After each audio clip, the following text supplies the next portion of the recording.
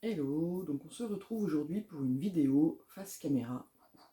Ça faisait longtemps et ça va être une vidéo 100% lecture.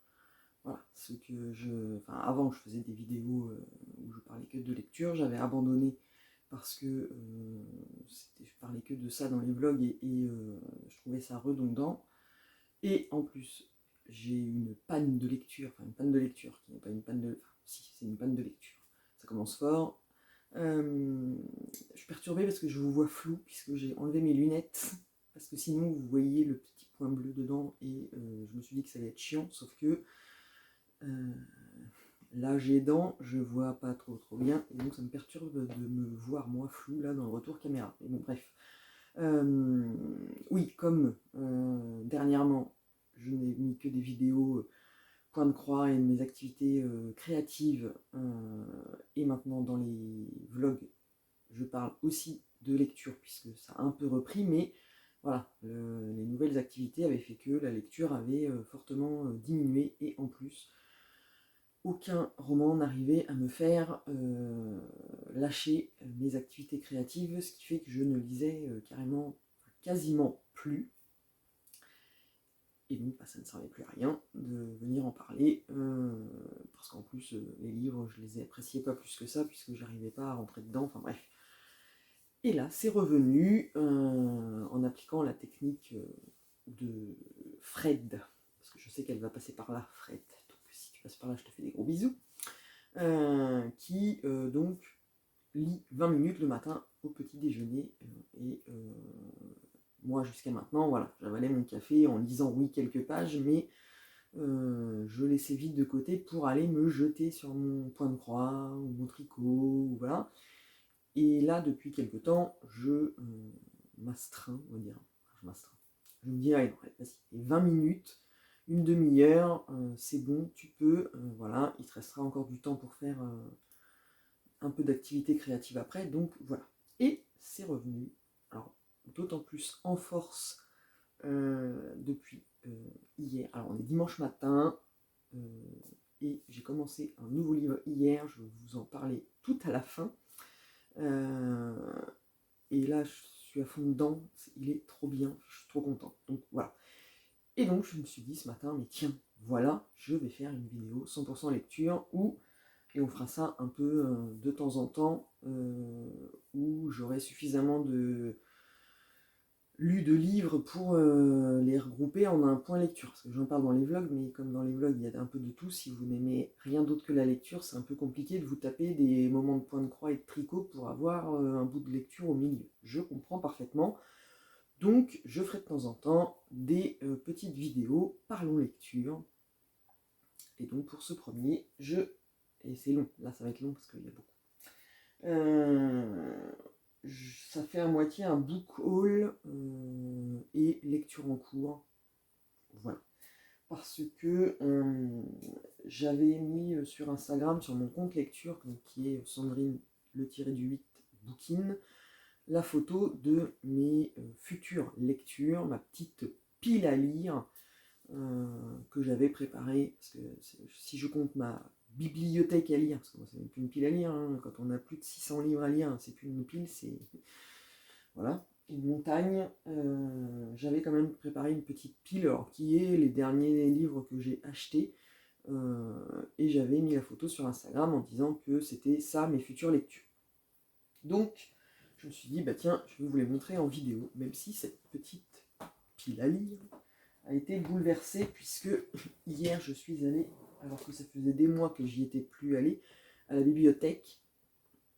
Voilà, et donc gros lâchage, et ça va bouleverser un peu ma pile à lire, mais globalement ça va être un peu ça. Donc je vous montre mes derniers achats en neuf. Et je réfléchis, mais oui c'est ça.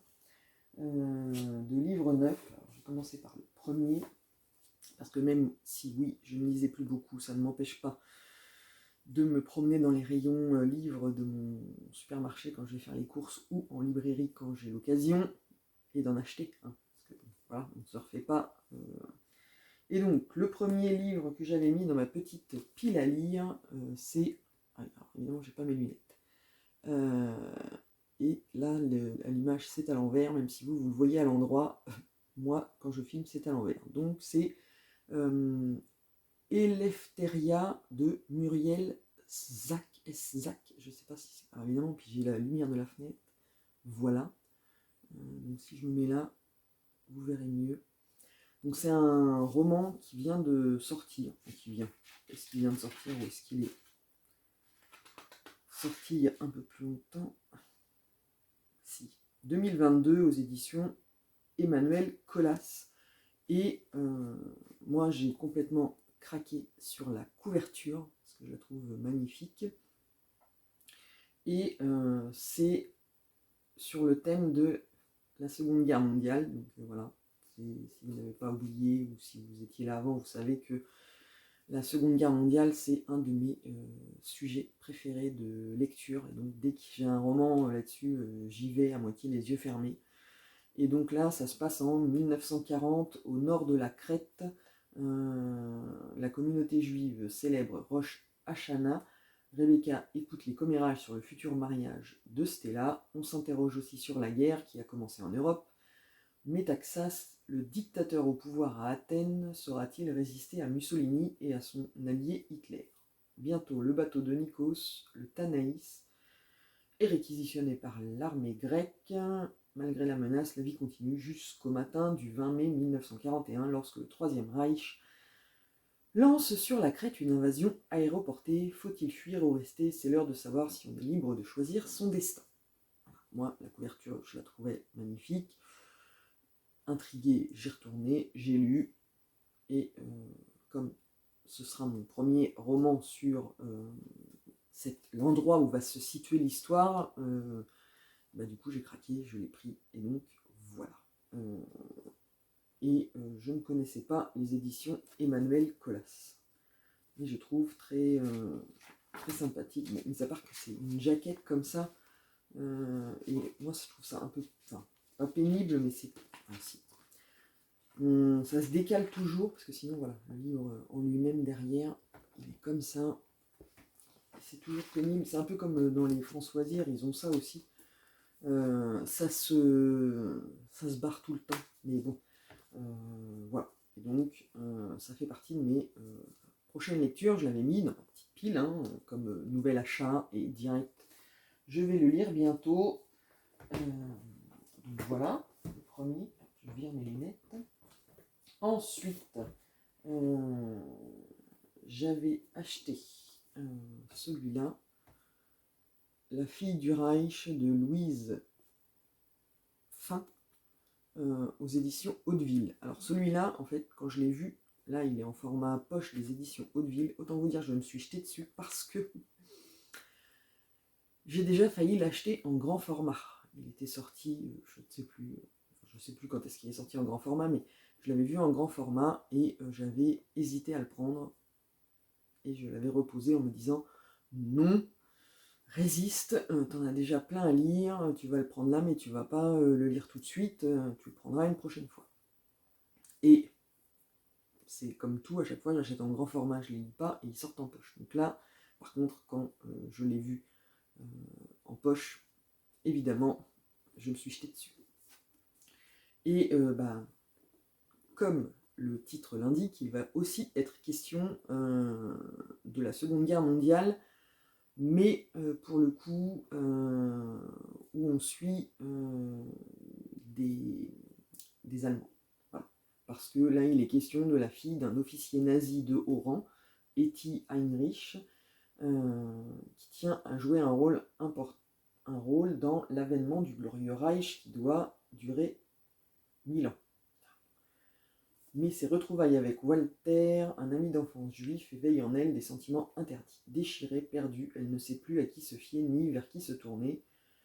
Conscients du risque qu'ils prennent tous les deux, ils décident envers et contre tout de vivre leur passion. Or, la montée de l'antisémitisme menace de les engloutir et ils devront faire des choix qui détermineront leur avenir, ainsi que celui de leurs deux familles.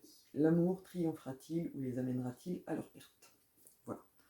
Donc moi j'aime beaucoup aussi, parce que j'aime les romans sur la Seconde Guerre mondiale, mais pas que. J'en ai beaucoup lu sur, on n'est vraiment que du côté des histoires des victimes juives dans les camps de concentration, voilà. Mais ça fait quelques années quand même déjà que j'essaye de lire un peu des romans qui traitent d'autres aspects de la Seconde Guerre mondiale, comme les Allemands, comment ils ont vécu les choses. Et à chaque fois, c'est des romans qui sont hyper intéressants sur le côté, on voit bien que voilà, tous les Allemands n'étaient pas des monstres, tous ils n'étaient pas d'accord, enfin voilà. Et donc là, ça va être un peu de ce genre-là, puisque voilà, une histoire d'amour entre un homme juif et une jeune fille allemande, voilà, comment ça va se passer.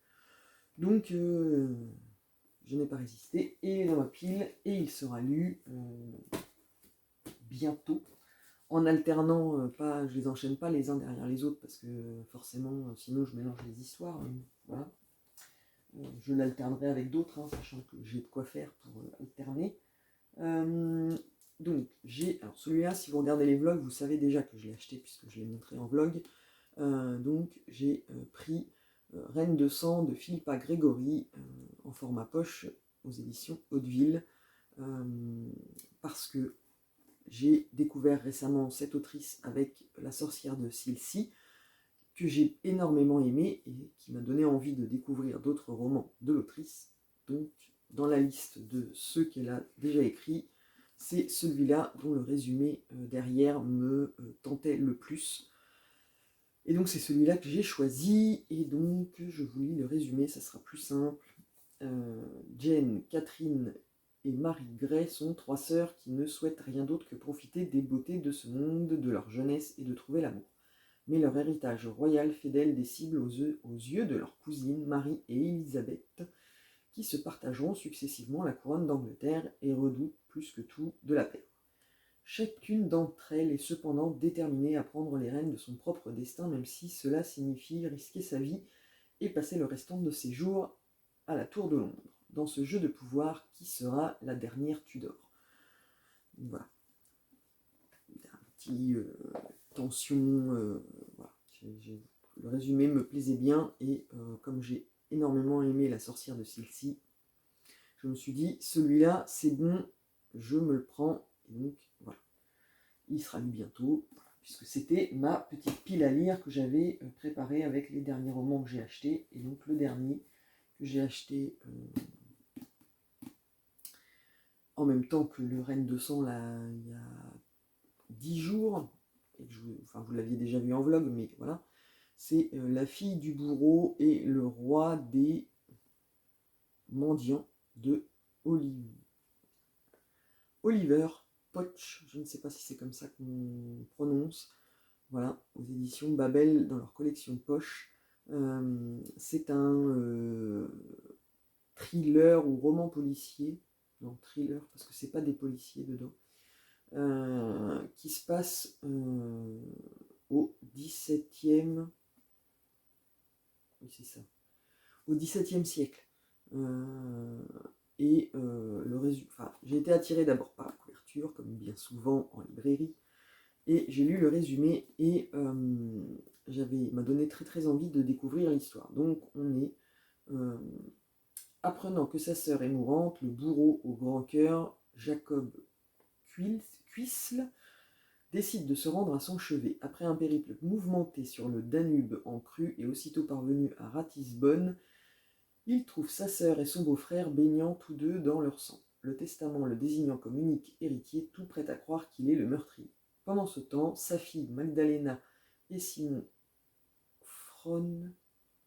Fraunwieser, le médecin auquel elle est secrètement fiancée, sont injustement accusés d'avoir provoqué la mort d'une jeune femme qu'ils aidaient à accoucher.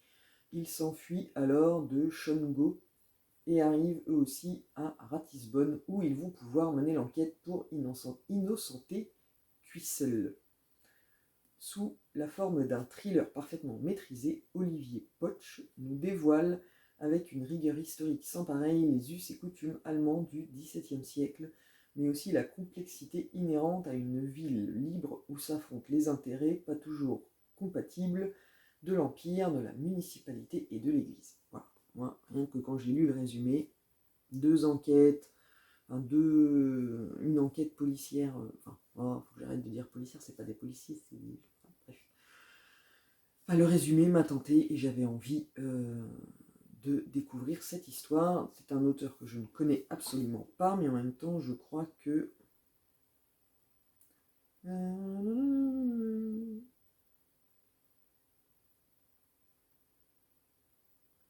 Le premier tome de cette série, publié chez Jacqueline Chambon et en Babel Noir, La fille du bourreau, a reçu le prix Historia du roman policier. Donc voilà, si c'est le premier tome d'une série, eh ben c'est parfait. Si j'aime bien celui-là, je me ferai les autres. Mais bon, c'est quand même une belle bricasse. Ah oui, mais alors non. Erreur fatale. Et voilà, en direct, comme d'habitude. En même temps, si vous me suivez, vous savez que je suis la championne du monde. C'est un 3e tome. Il y a d'abord La fille du bourreau tout court, La fille du bourreau et le moine noir, La fille du bourreau et le roi des mendiants, celui-là est le 3e. Donc, en direct live, parce que je ne prépare jamais rien à l'avance, j'ai mis ma pile là et je vous en parle en direct.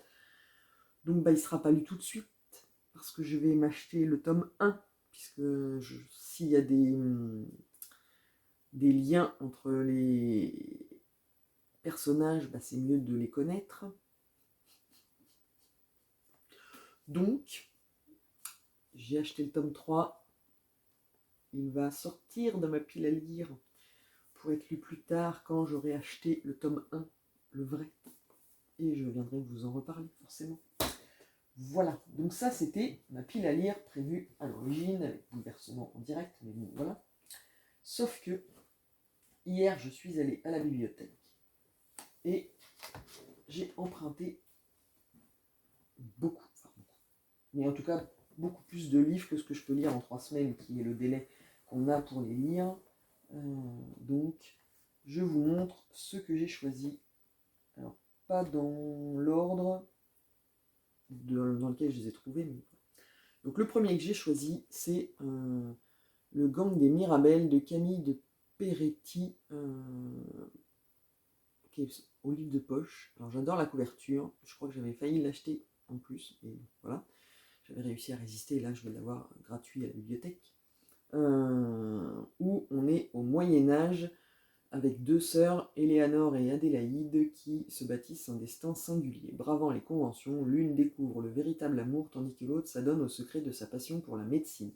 Mais cette quête d'émancipation n'est pas sans danger à une époque vouant les femmes au silence. Donc j'avais envie de livre sur la condition féminine, et comme j'en ai entendu des bons retours, là, quand je l'ai vu à la bibliothèque, en même temps, je ne risque rien. À la bibliothèque, on prend, on lit, on n'aime pas, on repose, même si on ne le finit pas, c'est moins gênant que quand on l'a acheté. Voilà. Donc, j'avais envie d'essayer, et en plus, ils le mettent dessus un conte historique puissant et actuel, parce qu'à travers son duo d'héroïnes, la romancière brise pas à pas les chaînes qui, de tout temps, ont enserré les femmes. Donc, voilà. Ça donne envie, et j'avais envie de tenter l'aventure. Alors, j'ai aussi pris, alors là la bricasse, voilà, le Glen Afrique de Karine Giebel, parce que j'aime beaucoup cette autrice et que j'en ai quelques-uns dans ma pile à lire, mais celui-là c'est le dernier, je crois que c'est le dernier.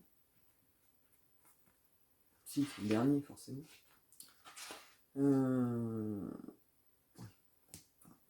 C'est son dernier roman et il était sur la table des nouveautés policières, thriller, roman noir de la bibliothèque. Et donc je l'ai pris, mais alors, vous voyez, ça c'est le genre de lecture qu'il faut que je me cale à le commencer un jeudi soir, parce que le vendredi je suis en télétravail et que du coup ça peut enchaîner vendredi, samedi, dimanche. Parce que bien agacé les Karine Giebel en général, même là, parce qu'il y a quand même pas loin de 800 pages, je peux le finir en 3 jours tellement quand je tombe dedans, j'adore. Donc là, le résumé, c'est je suis un idiot, un imbécile, un crétin, je n'ai pas de cervelle. Léonard se répète ce refrain chaque jour et chaque nuit, une suite de mots cruel qu'il entend dans la cour, dans la rue, son quotidien. Léo le triseau, Léonard le bâtard. Léonard n'est pas comme les autres, il a compris que le monde n'aime pas ceux qui sont différents. Alors il rêve parfois de disparaître, être ailleurs, loin d'ici, à Glen-Afrique. Mais les rêves de certains sont voués à finir en cauchemar. Quand on connaît l'autrice, on sait que ça part en cacahuète assez vite. Et voilà. Donc, bon, on ne présente plus Karine Giebel. Je sais que certains n'aiment pas. Moi, j'aime beaucoup. À part le dernier que j'ai lu d'elle, qui était un peu... D'ailleurs, je ne me souviens même plus du titre. Je l'ai lu il n'y a pas longtemps. Et c'était bien. Il avait fait un tollé parce qu'il était question de violences sexuelles où les critiques c'était qu'on ne pouvait pas dire qu'on était, enfin, ressentir des sentiments pour son violeur, machin, j'ai oublié le nom. Enfin, voilà. Je l'ai lu, c'était bien, la fin m'a déçu parce que bon, voilà, c'était un peu. Mais c'était vraiment la première fois que j'avais ce sentiment avec un roman de Karine Giebel parce que en général je les dévore et j'aime bien. Donc voilà, la grosse bricasse que je vais me réserver pour un week-end de 3 jours. Enfin, un week-end de 3 jours, non, faut pas que je dise ça. Et ça va que mes patrons ne regardent pas mes vidéos. Pour un jour de télétravail où j'ai pas besoin de l'emmener dans mon sac. Ça ne m'empêche pas de travailler quand je suis chez moi. Déjà que le télétravail est parfois pas accepté à cause de ça, parce qu'on s'imagine que pendant qu'on est en télétravail, bien sûr, on ne travaille pas, on est connecté, mais on fait notre lessive, notre passage, ou pire, nos activités créatives. Mais non, non, on travaille. Bref, j'ai aussi pris un roman sur la Seconde Guerre mondiale, un roman que je ne connaissais pas, donc Terminus Allemagne de Ursula Krechel. Et alors, enfin, c'est un vieux. Il est sorti en 2014. Donc voilà, et j'étais passé à côté. Donc en fait, c'est aussi l'intérêt de la bibliothèque, c'est qu'on peut se promener dans les rayons et on tombe sur des romans anciens. Enfin, anciens, voilà, parce que celui-là, il y a quand même pas loin de 10 ans qu'il est sorti. Qu'on a raté pour une raison ou une autre, soit parce qu'on était trop jeune pour les voir au moment où ils sont sortis, soit voilà, et moi, ça, en fait, je ne m'attache pas du tout à la date de sortie d'un livre, en fait. C'est-à-dire que dans ma pile à lire, il y a des récents, et puis il y a des vieux nanars aussi, enfin vieux nanars, voilà, parce qu'ils sont sortis il y a très longtemps, mais à côté de ça, bah, ils n'ont pas de date de péremption, les livres, on les lit quand on a envie. Donc celui-là, qui est sorti en 2014, oui c'est ça, c'est ce que je viens de dire, 2014, le résumé m'a plu, évidemment. Donc, août 1948, Richard Kornitzer débarque du train sur les bords du lac de Constance. 10 ans qu'il n'a pas vu Claire, sa femme, qui l'attend sur le quai. 11 qu'il n'a pas vu ses enfants, cachés quelque part en Angleterre. Alors après, il y a un petit résumé, mais c'est petite phrase, mais bon, voilà. Ainsi commence l'histoire d'une famille allemande a priori ordinaire. Un couple à qui tout réussit, 2 enfants ravissants. Et si ce n'était les origines juives de Richard, de l'Indo, ville paisible de Bavière à Mayence, détruite par les bombardements alliés, ce roman raconte un homme qui se reconstruit auprès des siens dans un pays lui-même en ruine, inspiré d'une histoire vraie. Terminus Allemagne est un récit saisissant sur la persécution raciale, la douleur de l'exil, l'importance des racines, et il a été couronné par le prix du livre allemand en 2012. Ce roman a fait d'Ursula Krechel l'un des auteurs les plus reconnus outre-Rhin. Et donc, voilà. Moi, quand j'ai lu le résumé, j'ai eu envie. Si ça avait été à l'acheter, j'aurais peut-être pas craqué parce que même si j'aime les romans sur ce sujet, je les achète pas tous non plus. Parce que je veux pas les enchaîner et que j'aime bien varier mes lectures. Donc voilà, mais là, c'est un emprunt bibliothèque. En fait, j'ai hésité à le prendre en me disant, ah, je sais qu'il est là, je le prendrai plus tard, parce que je savais que j'en avais déjà, là, je vous en ai montré déjà 2 dans ma pile à lire, ça faisait peut-être un peu beaucoup. Mais en fait, après, je me suis dit, ouais, non, mais je vais oublier le titre, je vais oublier le nom. Donc, je l'ai pris quand même. Je verrai si j'ai le temps de le caser. Et si j'ai pas le temps, j'aurai le temps de noter au moins les références pour le reprendre la fois d'après, quand j'aurai envie. Donc voilà. Et ensuite, je suis aussi passée par le rayon jeunesse, oui, ado, de ma bibliothèque, et je suis tombée sur ça. Les puissants, tome 1, Esclaves de Vic James. En fait, ils ont les 3 à la bibliothèque. Donc c'est apparemment une trilogie où le tome 1, c'est les esclaves, le tome 2, c'est égaux, et le tome 3, c'est libre. Et du coup, rien que les titres, les petits sous-titres de tomes me plaisaient bien. Et quand j'ai lu le résumé du 1, je me suis dit, ouais, bah, c'est bon, je le prends. On est dans une Angleterre gouvernée par une poignée d'aristocrates au pouvoir surnaturel. Chacun doit donner 10 ans de sa vie en esclavage.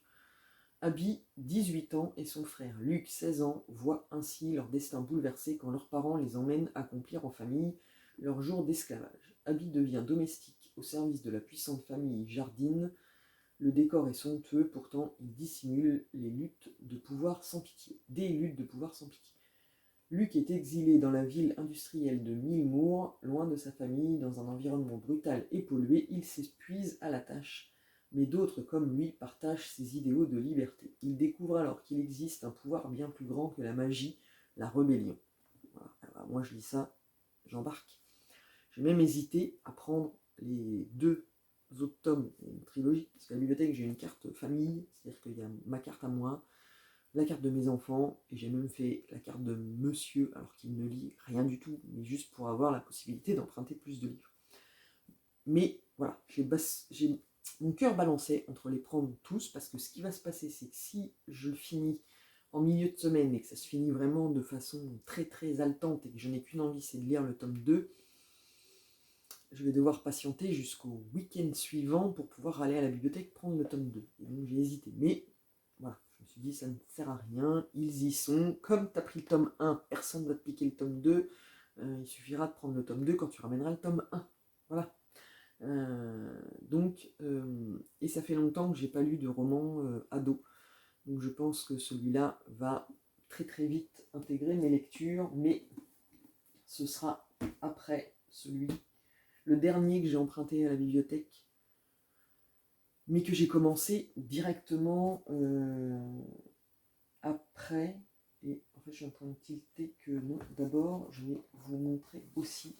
Parce que je n'ai pas emprunté que des romans, j'ai aussi emprunté des bandes dessinées. Alors, je ne sais pas si on appelle ça des bandes dessinées quand elles sont épaisses comme ça, en fait. On dirait plutôt. Enfin, c'est des bandes dessinées. Voilà, on va dire ça comme ça. Donc, sur la table des nouveautés, il y avait ça. Donc, c'est Nomen Omen, le tome 1, Total Eclipse of the Earth de Jacopo Camiani et Marco Bucci. Je ne sais pas si la prononciation, voilà. Et donc, sur la table des nouveautés, il y avait celui-là, le tome 1, il y avait le tome 2 et le tome 3. Et on est dans un monde imaginaire, on va dire, où il est plus important de voir avec son cœur qu'avec ses yeux. Becky Rebecca Kumar, de son vrai nom, est une jeune New-Yorkaise plutôt dégourdie et geek qui a 2 mères attentionnées et 2 chiens. Elle est atteinte d'achromatopsie, ce qui signifie qu'elle est incapable de voir les couleurs, mais cela ne l'empêche pas de poster des photos sur son compte Instagram Nomen Omen. La nuit de son 21e anniversaire, entourée de ses amis, la jeune femme découvre bien malgré elle que le monde est plus vaste qu'elle ne l'avait jamais imaginé. Moi, j'ai lu le résumé, alors je l'ai pris, et au final, parce que mes enfants, je l'ai pris en fait plus pour mes enfants, parce que moi, les mangas, c'est mort, je peux pas lire en fait. Mon cerveau n'arrive pas à intégrer, je suis trop perturbée par le fait qu'il faut lire à l'envers. Voilà, donc c'est pas possible, j'ai essayé, j'ai du mal. Donc voilà, les bandes dessinées, j'aime bien, mais c'est pas mon style. Mes enfants, eux, sont à fond plus bande dessinée. Donc je l'avais pris dans l'absolu plus pour eux, à mesure où ils regardent Walking Dead, oui. Alors mon fils a 14 ans et demi et ma fille va avoir 12 ans en novembre. Et oui, ils regardent The Walking Dead. Ah, ils sont grands, ils savent pertinemment que c'est pour du faux, et ils adorent les films d'horreur, machin, nanana, voilà. Qu'est-ce que vous voulez que je vous dise? Ils lisent, au moins, et donc les bandes dessinées, ça, je l'ai pris ça plus pour eux, sauf que, évidemment, quand je suis arrivé pour l'emprunter, même moi, avec ma carte à la borne, je suis une adulte et ça mettait un gros signalement qui faisait qu'on ne pouvait pas l'emprunter à la borne. Et la bibliothécaire m'a dit oui, c'est parce que c'est moins de 16 ans. Et c'est pour éviter que les ados prennent la carte des parents et empruntent ce genre de choses. Bon, bah, moi, je suis la mère. Je l'ai emprunté dans l'idée de le faire lire à mes enfants. Mais je vais peut-être... Après, à côté de ça, ma fille, quand je lui ai montré, ouais, bon, ça ne l'a pas passionné plus que ça. Moi, je vais le lire. Et puis, on verra bien si je suis d'accord avec cette catégorisation, parce que des fois, je suis pas forcément d'accord avec la façon dont ils catégorisent les lectures ou les films d'ailleurs. Il y a des films qu'ils interdisent à une certaine catégorie d'âge alors qu'ils peuvent très bien leur dire. Voilà, et les planches de dessin sont assez jolies. Donc voilà, on verra bien ce que ça va donner. De toute manière, si j'aime pas, ben, il repartira à la bibliothèque et il n'y aura pas de risque. Le deuxième, j'ai pris celui-là, Locke et Key. Bienvenue à Lovecraft. Et c'est Joe Hill et Gabriel Rodriguez. Voilà. Donc, ça a l'air d'être une bande dessinée un peu d'horreur, on va dire. Keaus, un étrange manoir de la Nouvelle-Angleterre, un manoir hanté dont les portes peuvent transformer ceux qui osent les franchir. Après le meurtre brutal de leur père, Tyler, Bod et Kinsey découvrent leur nouvelle demeure, croyant y trouver le refuge dont ils ont besoin pour panser leur plaie. Mais une ténébreuse créature les y attend pour ouvrir la plus terrifiante de toutes les portes.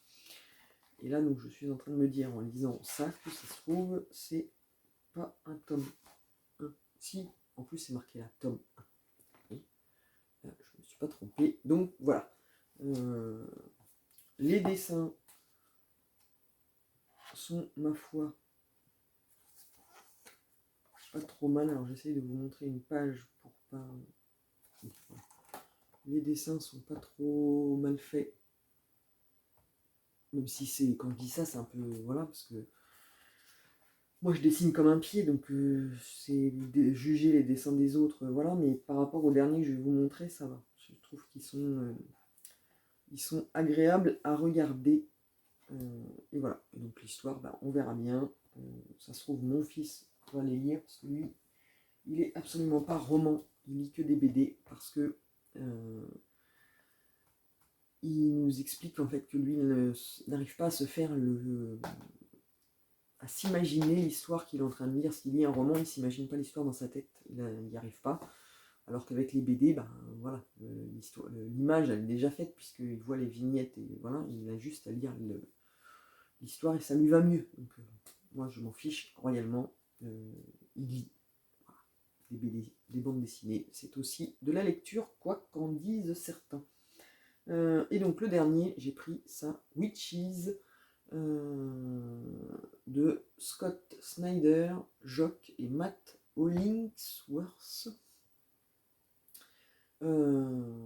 sur une histoire un peu, là c'est le tome 1, voilà, où on nous dit, après un épisode tragique durant lequel leur fille Sailor fut victime de harcèlement, la famille Rooks choisit de déménager et de se reconstruire en paix loin de cette pénible expérience. Leur proximité avec la forêt environnante va cependant les exposer à un mal plus ancien que l'humanité. Voilà. Et alors lui, j'ai commencé ce matin vite fait. Alors les dessins, quand je dis qu'ils sont... Alors comment je peux vous montrer que les dessins sont... Enfin, moi, j'accroche pas trop aux dessins. Parce que, voilà, c'est un peu comme ça. C'est très... je sais pas comment expliquer. Mais déjà, c'est en couleur, voilà. Il y en a certains, ça passe, mais je sais même pas, ça se trouve, je vous ai déjà montré la page. Voilà. Mais bon, j'ai commencé ce matin à lire un petit peu et moi, je vais m'attacher qu'à l'histoire. Donc voilà, j'ai mis le ticket d'emprunt, il dépasse. Là, voilà, j'ai lu pas beaucoup de pages, mais suffisamment pour que je me dise, oh tiens, voilà. Donc je lirai ça par petits épisodes comme ça de temps en temps. Ça sera pas mal, sauf si ça me happe complètement et que je n'arrive pas à lâcher.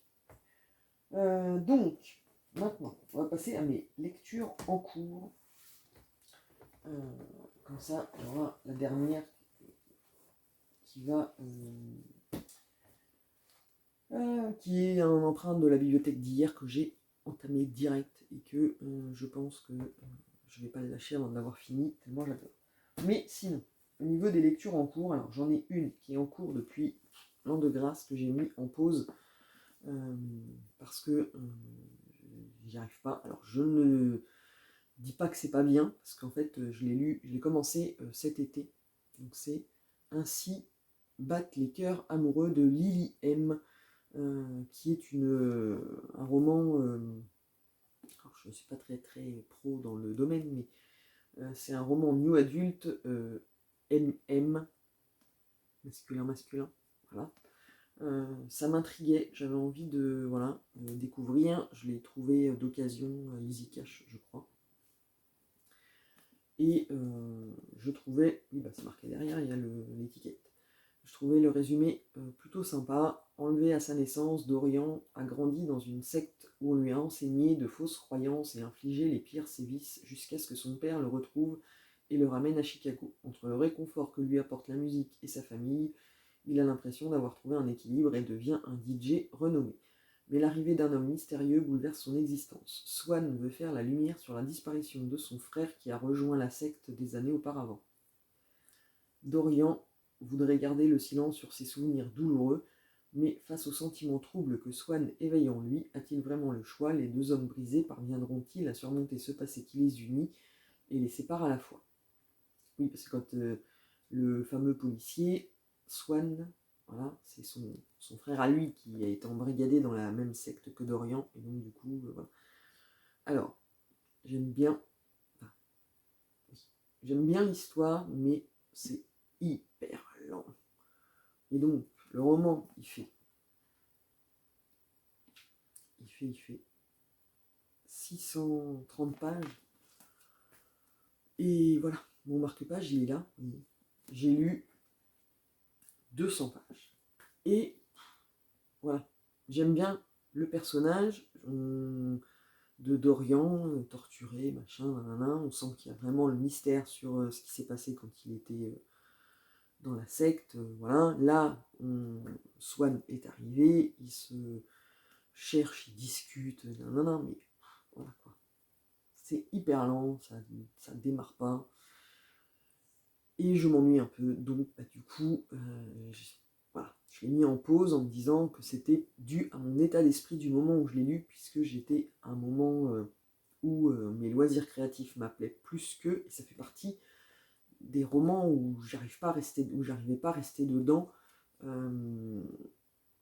et à lâcher mes aiguilles pour me mettre dans ma lecture. Donc je l'ai mis en pause. Je n'ai pas enlevé le marque-page parce que je me dis que c'était peut-être le moment qui n'était pas adéquat, donc il est toujours considéré comme une lecture en cours, posée dans un coin, et que je reprendrai peut-être, parce que j'ai encore en tête ce qui s'est passé dedans, pourtant pas grand-chose, mais donc voilà, et que je pourrais le reprendre sans souci, je pense. On verra bien. Donc, ma deuxième lecture en cours, et qui était ma lecture en cours jusqu'à hier après-midi, c'est Les couleurs de l'espoir de Julie Kibler, que j'ai trouvé en brocante, et qui raconte une poignante histoire d'amour, mais pur mais interdit, dans l'Amérique des années 30. Alors je vous en ai déjà parlé un peu en vlog, mais voilà. Quand Isabelle, 89 ans, demande à sa coiffeuse Dory de la conduire à des funérailles à l'autre bout du pays, la jeune afro-américaine, bien que surprise, accepte. Qui cette vieille femme blanche et distinguée va-t-elle enterrer? Pourquoi ne veut-elle rien dire? Au cours de ce périple, pourtant, Isabelle va lui raconter sa bouleversante histoire d'amour à 16 ans avec le fils de sa gouvernante noire. Une passion dans l'Amérique ségrégationniste de 1939, impossible car hors la loi. Et tandis que la vieille dame révèle ses terribles secrets, un lien profond se tisse entre les deux femmes, et si, malgré leurs différences, elles se révélaient très proches en réalité. Voilà. Et là, en lisant le résumé, je viens de supputer un truc.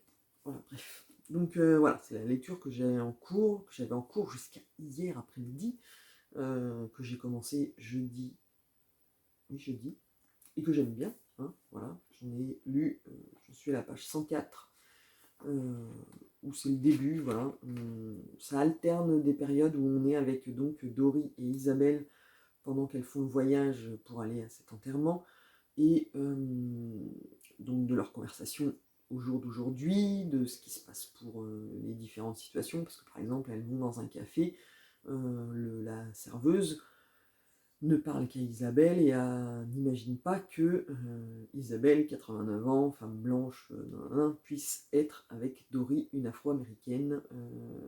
Donc voilà, c'est ce genre de situation qu'on a au moment où ça se passe.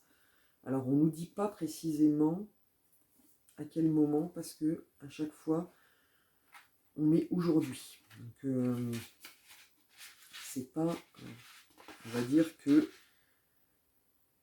il est paru en 2013 chez Belfond, et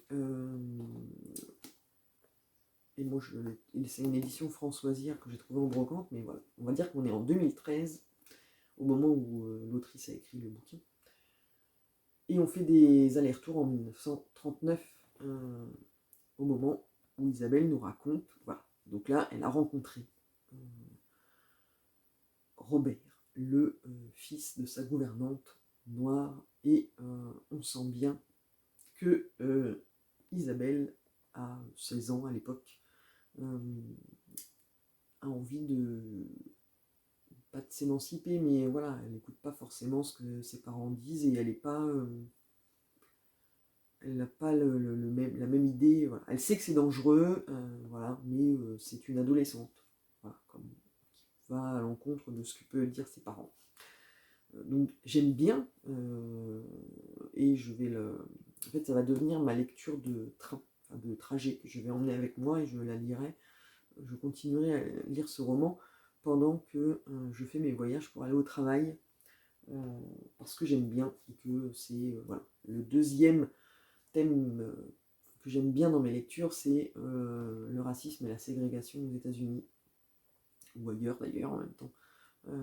J'aime beaucoup ce genre de lecture. À chaque fois, il y a de l'émotion, on sent. Enfin, voilà, c'est des lectures que j'aime beaucoup. Donc, je continuerai à le lire, mais depuis hier. Je vous montre, c'est celui que j'ai emprunté, le dernier. Et donc, c'est Une déchirure dans le ciel de Janine Cumins, paru aux éditions Philippe Ray.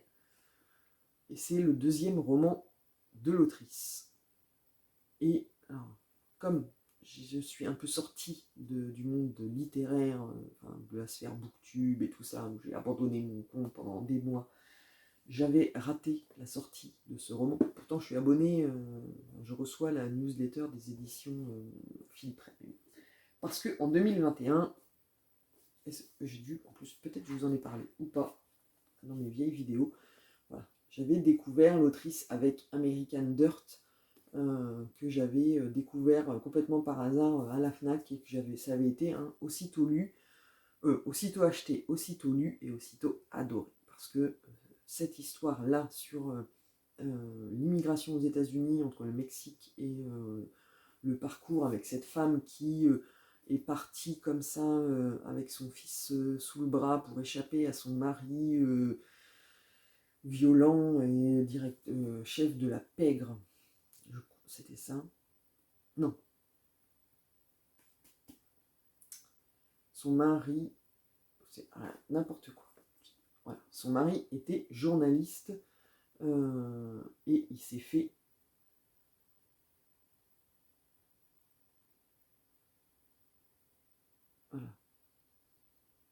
il est journaliste et il a révélé des choses sur la pègre, voilà. Et donc, elle s'en va avec son fils sous le bras pour échapper à tout ça. Et elle part comme les immigrants mexicain avec son comme salut de se dire que les États-Unis la sauveront. Et c'est tout son voyage. Et c'était beau, c'était super bien écrit, c'est vraiment un roman, j'avais adoré. Donc forcément, je suis passé à côté de la sortie de son nouveau roman, mais quand je l'ai vu sur la table des nouveautés à la bibliothèque, j'ai lu le résumé derrière et j'ai dit ouais, et donc c'est celui-là le premier que j'ai pris. Et je m'étais dit j'en prends qu'un, mais non. Et je l'ai commencé hier après-midi en rentrant direct, voilà, et j'adore. Donc, un soir d'avril 1991, à la faible lueur de leur briquet, deux sœurs, Julie et Robin Carey, font découvrir à leur cousin Tom Cummins les poèmes et graffitis inscrits sur l'Old Chain of Rocks, le pont qui enjambe le Mississippi à la sortie de Saint-Louis. Au même moment, 4 jeunes de la région trompent leur ennui en arpentant ce vieux pont depuis l'autre rive. Lorsque leur route croise celle du petit groupe, on assiste brusquement à un terrible déchaînement de violence.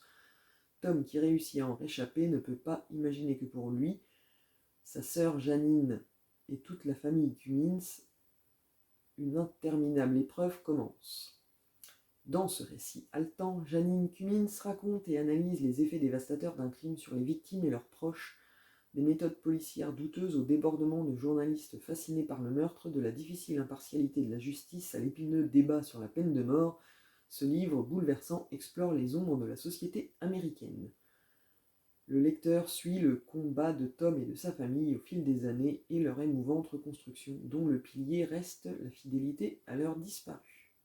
Voilà. Et donc on comprend en plus, en lisant le résumé, qu'il est question d'une histoire personnelle de Janine Cummins, quoi. Donc ça donne encore plus de force au roman. Enfin, c'est un roman, mais en fait, c'est marqué là. C'est pas un roman, c'est un récit. Voilà. Parce que une déchirure dans le ciel, c'est marqué sur la page. Voilà. Récit autobiographique d'une affaire de meurtre et de ses suites. Et autant vous dire que c'est un réel bonheur déjà de retrouver la plume de l'autrice qui, moi je trouve, écrit magnifiquement bien. Elle décrit les choses dedans. Enfin, et je l'ai commencé hier après-midi, j'en suis à la page 78.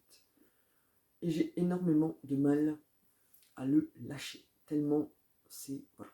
Là, on en est à cet endroit-là. La description... voilà. Là, on est dans le moment du drame. Et c'est... elle prend bien le temps de poser les choses, c'est-à-dire qu'elle nous décrit son frère Tom, Julie et Robin, qui sont ses cousines, leur vie, comment elles sont, même les 4 vilains. Elle décrit aussi leur situation, leur vie, voilà. Et donc là, on en est au point de rencontre fatidique où se passe le drame. Et c'est génial, j'adore. Alors, c'est génial, j'adore. C'est horrible à lire parce que voilà, mais c'est écrit d'une façon que oui, on est dedans, on a envie de tourner les pages, on est pris. Enfin, c'est vraiment super intéressant. Et j'ai hâte de voir la suite et la façon dont l'autrice va nous le raconter, parce que c'est un récit, mais c'est très, très bien écrit. On a la puissance d'un roman avec le côté, on sait que ça s'est passé. Donc, après, je ne lis pas les notes de l'autrice derrière qui va expliquer certainement certaines choses. Elle l'a fait en se basant sur les documents qu'elle avait, voilà, et peut-être très détaillé. Enfin voilà, c'est très prenant et je suis à fond dedans. Et voilà. Alors évidemment, si vous ne regardez pas les vlogs, vous ne découvrirez mon avis sur cette lecture que dans le prochain point lecture. Si vous suivez les vlogs, vous découvrirez mon avis au fur et à mesure parce que je pense que je ne vais pas arrêter d'en parler. Donc voilà, j'avais une autre pile, mais on est déjà à 49 minutes 50, même 50 minutes de vidéo, ça fait un peu long. Si je ne vous ai pas perdu et que vous êtes arrivé jusqu'au bout, bravo et merci de m'avoir suivi jusque là. Et puis, n'hésitez pas à me dire en commentaire si dans les livres que je vous ai montrés, vous en avez lu certains, si vous les avez aimés, s'il y en a qui vous tentent. Enfin, comme d'habitude, voilà, n'hésitez pas à laisser des commentaires. Moi, ça me fait plaisir d'échanger sur n'importe quel sujet. Et je vous souhaite une bonne journée ou une bonne soirée en fonction du moment où vous regarderez cette vidéo. Et je vous dis, alors je ne vais pas vous dire à très vite, je vais vous dire à bientôt pour un nouvel épisode de Parlons Lecture. Bonne fin de journée!